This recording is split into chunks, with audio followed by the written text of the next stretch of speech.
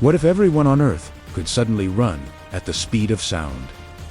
767 miles per hour, Mach 1. Faster than a bullet train, faster than most commercial aircraft. And you have exactly 10 minutes from the moment this ability activates before the shockwaves, the fires, and the collisions reduce human civilization to a burning wasteland. Because speed isn't freedom. Speed is a weapon, and 8 billion people just became armed. Imagine it's 8 a.m. on a Tuesday. Rush hour, you're walking to work, coffeeing and thinking about your morning meeting, and then you feel it. A surge, like electricity, coursing through your muscles. You don't understand it yet, but your body has just been upgraded. You can now run at 767 miles per hour. Effortlessly, instantly. No acceleration needed. 0 to Mach 1 in a single step, and so can everyone else. The first person tries it because they're late. They think I need to run, and their body responds. They take one step at normal speed. The second step launches them forward at 767 miles per hour, and that's when the screaming starts. Minute 1. The sonic boom hits first. When you break the sound barrier, you create a shockwave, a wall of compressed air that explodes outward in all directions. It's not just loud, it's a physical force. Windows shatter.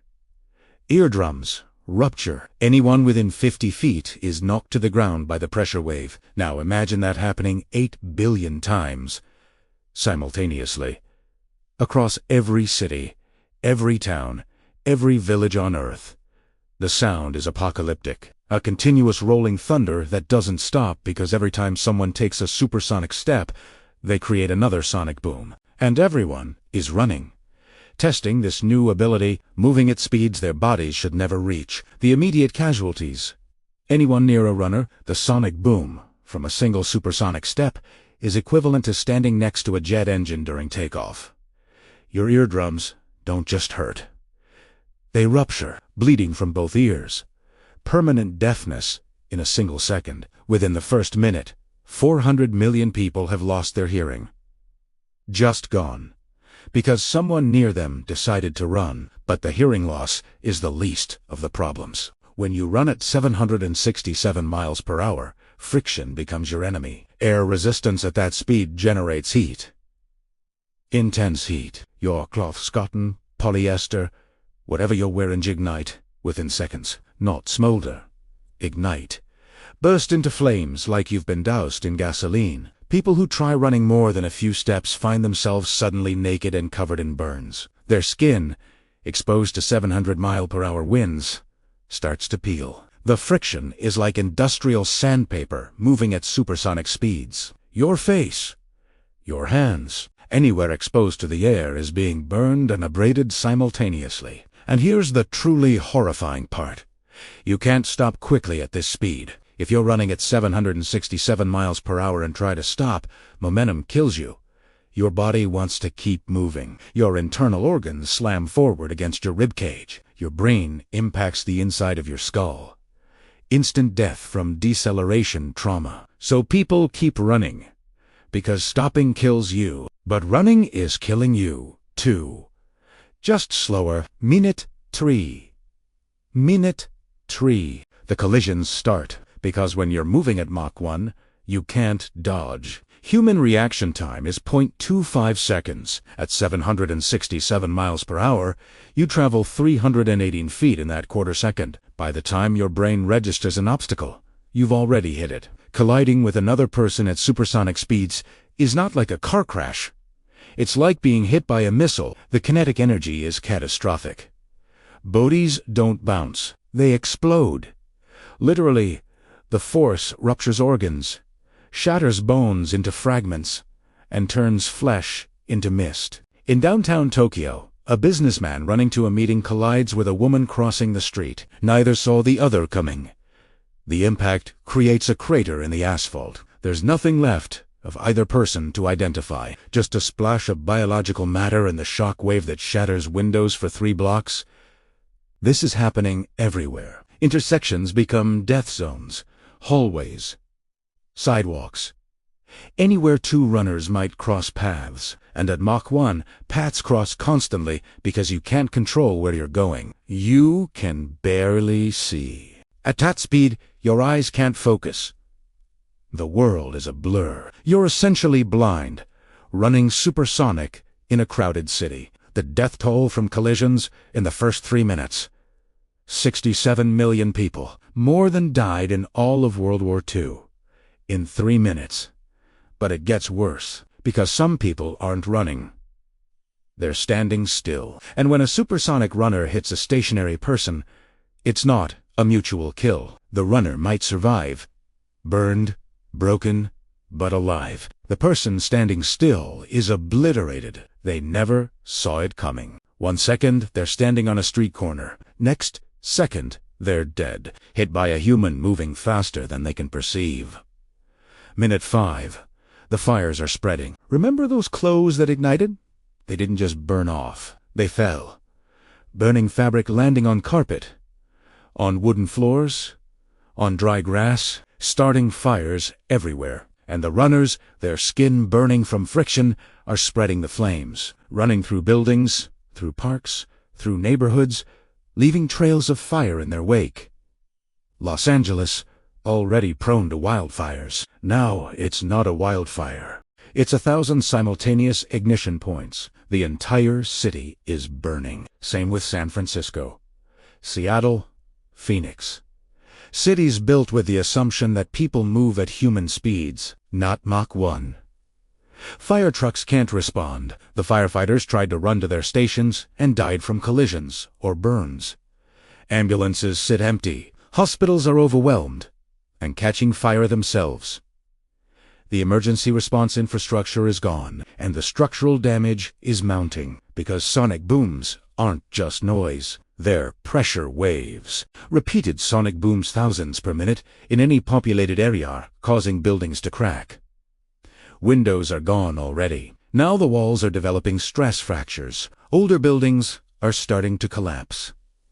Not all at once, but piece by piece. A wall here, a ceiling there. A shopping mall in Dubai packed with morning shoppers suffers a cascade failure as repeated sonic booms from runners inside finally exceed the building's structural tolerance.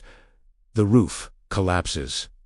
2,000 people inside were inside. Now they're buried under tons of concrete and steel. No one's coming to rescue them. Everyone who could help is either dead, injured, or running at Mach 1. Minute 7. 7 minutes in. And people are starting to figure out the rules. The smart ones.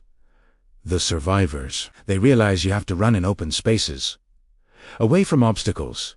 Away from other people. They head for empty areas. Deserts. Oceans. Mountain ranges. But getting there is the problem. You have to run through populated areas to reach the empty spaces. And at Mach 1, you can't navigate precisely. A runner in Chicago aims for Lake Michigan, open water. Safe, but he miscalculates by 3 degrees. Instead of hitting water, he hits Navy Pier at 767 miles per hour. The pier, a steel and concrete structure that stood for over a century, now has a human-sized hole through its center, and the runner, there's nothing left. At top speed, hitting a solid object is functionally the same as hitting a nuclear warhead. The ones who make it to open spaces discover another problem. Stopping, they're running across the Mojave Desert. No obstacles, no people. Safe, but they've been running for 7 minutes at Mach 1. They've covered over 8,000 miles. They started in California. They're now in the middle of the Atlantic Ocean. And they can't stop without dying. So they keep running across the water. Yes, across it. At Mach 1, you can run on water. Your feet hit the surface, and you're gone before gravity pulls you down.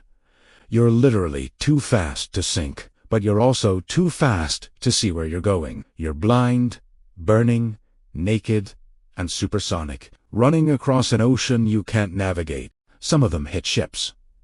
Oil tankers, cruise ships, cargo vessels. A human body at Mach 1 carries enough kinetic energy to punch through steel hull plating. The ships don't sink immediately.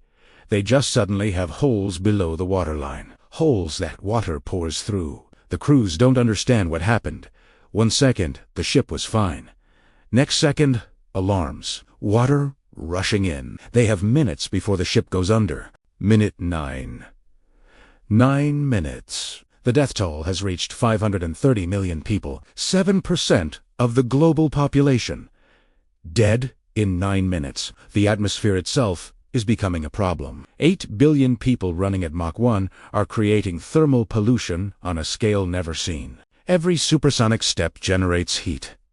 Lots of heat. The collective temperature increase in urban areas is measurable. Phoenix has gone from 95 degrees to 120 in 9 minutes. Not from the sun, from friction, from millions of people running at speeds that turn air resistance into a furnace. And the sonic booms are creating atmospheric pressure changes. Normally, air pressure is stable, but constant supersonic movement is generating turbulence. Winds.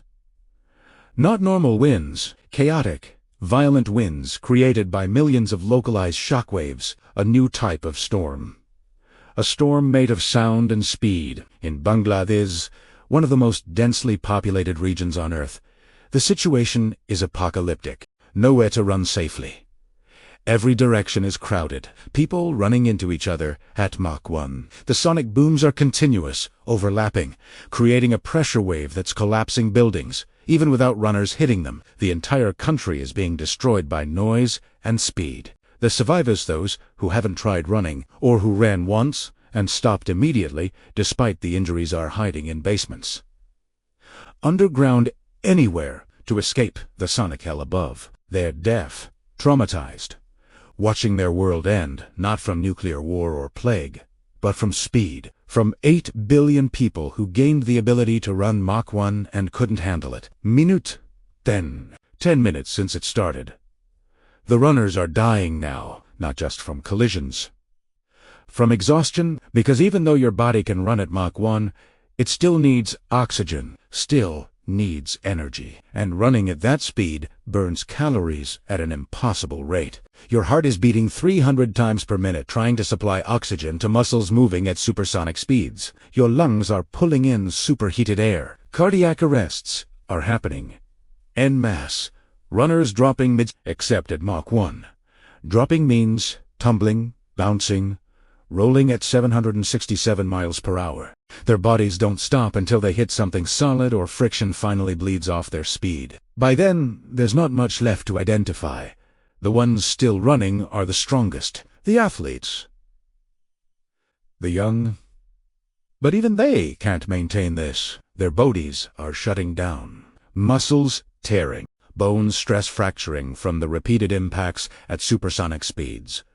Organs failing from the sustained G, and the planet itself is reacting. Seismologists, the few still alive, and conscious are recording unusual activity. Repeated, localized shockwaves from billions of sonic booms are creating micro-earthquakes. Not enough to destroy buildings by themselves, but combined with the structural damage from the booms, structures already weakened are now falling. The Burj Khalifa, already stressed from sonic booms, suffers a cascade failure. Not as dramatic as if gravity had doubled, but devastating nonetheless. The top floors, weakened by repeated shockwaves, finally give way. The building doesn't collapse entirely, just the top third. But that's enough. Everyone inside the upper floors is dead. This is happening to tall structures worldwide, because height makes you vulnerable to pressure waves. The taller the building, the more surface area for sonic booms to impact. And after 10 minutes of continuous bombardment, even the strongest structures have limits. Hour 1. If you survived the first 10 minutes, you're one of the lucky ones. The death toll, 1.2 billion people, 15% of humanity, dead in an hour. The running has mostly stopped, either because people died, or because they learned that running equals death. The few still running are in remote areas, and they're dying too. Slowly. From burns, dehydration, exhaustion. You can't sustain Mach 1 for long, even if you physically could. Cities are burning. Infrastructure is collapsed. Hospitals are gone. Emergency services are none, and the survivors are deaf, traumatized, and surrounded by death. So what if everyone could run at the speed of sound? We'd learn that speed without control is just violence. That the human body isn't designed for Mach 1, and neither is human civilization. That some abilities, no matter how amazing they sound, are fundamentally incompatible with survival. We learn that friction is just physics it's the universe's way of saying you're moving too fast. That sonic booms aren't just sound, they're weapons. That at 767 miles per hour, you're not running, you're falling. With style, and that fall ends in fire, collision, or exhaustion. The survivors will remember the first 10 minutes. The sound, the pressure, the heat. The moment humanity discovered that being fast doesn't make you powerful. It just makes you dangerous. To yourself, to everyone around you. To civilization itself, because in the end, we weren't meant to move at Mach 1. We were meant to move at human speeds. Speeds where we can see where we're going, where we can stop, where we can exist without igniting or exploding or creating shockwaves that shatter reality.